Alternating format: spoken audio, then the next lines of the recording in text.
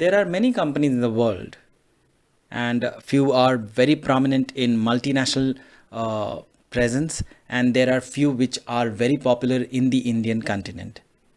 So let me give you some examples of them, like Tata. Tata is an example of a company which has multiple country presence. It means it is a multinational company. Similarly, Reliance, Birla, and there are so many different examples. ये जो भी companies के नाम I have taken, these are all public companies.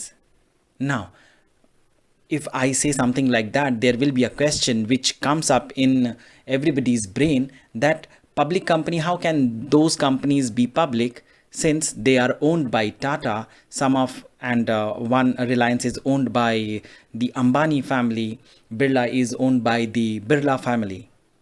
But yes, the answer is truly yes. Actually, public company means companies which are promoted or created by 7 or more persons, and they have a minimum of 3 directors, right? But the share means the unit of capital.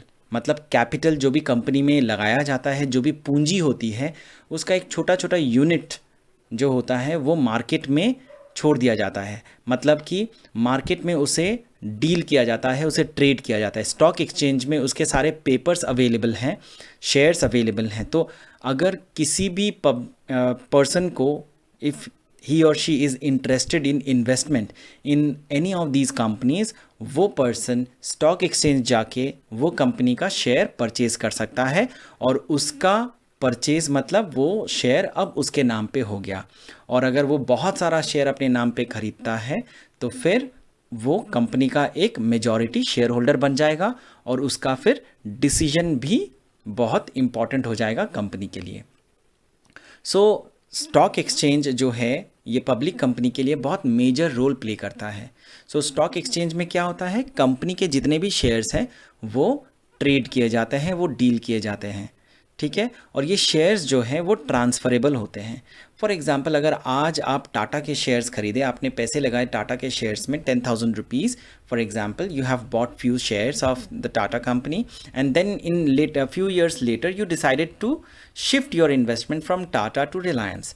In that case, you can sell off all the shares from Tata and then purchase shares in Reliance. So it means the shares which you already owned earlier of Tata, they are freely transferable to some other person. तो आप किसी और के नाम पे वो shares कर सकते हैं, और फिर किसी और के नाम पे किए हुए रिलायंस के शेयर आप अपने नाम पे वापस खरीद सकते हैं. सो पब्लिक कंपनी का मतलब होता है कंपनी जो कि प्राइवेट कंपनी नहीं है, एज पर कंपनी एक्ट 2013, ठीक है. The definition is given in section 2 with in bracket 71. इसमें 7 लोग मिनिमम होने चाहिए जो कि ये कंपनी को बनाए हैं, या उससे ज़्यादा होने से कोई प्रॉब्लम नहीं है, लेकिन कम नहीं हो सकते. मिनिमम 3 डायरेक्टर्स आर रिक्वायर्ड, और जितने भी पब्लिक कंपनी हैं उस कंपनी के नाम के बाद लिमिटेड वर्ड ज़रूर ही यूज़ करना पड़ेगा. तो आप we can take examples of so many companies, like Tata का बाद में लिमिटेड लगता है, रिलायंस के बाद में भी लिमिटेड लगता है, बिरला के बाद में भी लिमिटेड लगता है. So there are all the companies जो कि पब्लिक कहलाती है, उनके नाम के बाद लिमिटेड जोड़ना बहुत ज़रूरी है. प्राइवेट कंपनी जो कि सब्सिडियरी कंपनी होता है पब्लिक कंपनी का, उसे भी हम पब्लिक कंपनी ही